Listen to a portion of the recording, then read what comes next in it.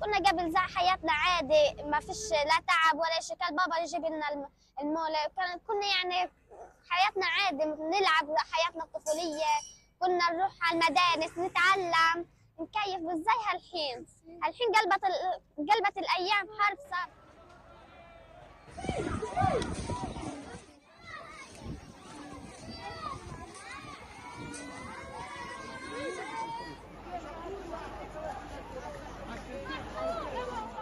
وهيك على ما انت تشاهد العناء اللي نحن عايشين فيه والوضع الصحي الغير ملائم، وعندي وضع الحاج كما تشاهد جلطة دماغية على المخ. وبتمنى من كل العالم ينتظروا بعين الرحمة إلى الشعب الفلسطيني عامة.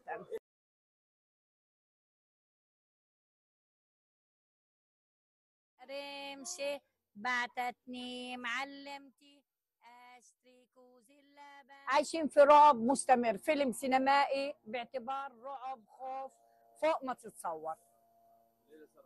طبعا كل ليله، مش بس الليله، كل ليله منا في رعب وبنعبط اولادنا. لا يا تيتا ما تخافوش، هذا ما فيش اشي، ما مش حيضربونا، هذا عند البحر فيش ناس.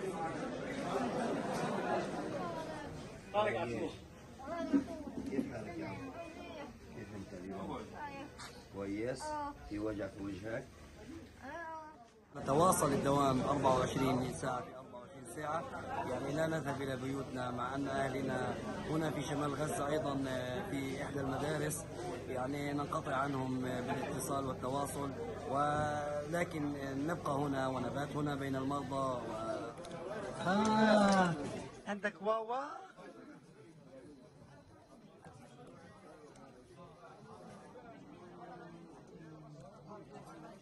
ايش بتتمنى انت؟ ايش بدك؟ خلص الحرب. خلص الحرب، تمام.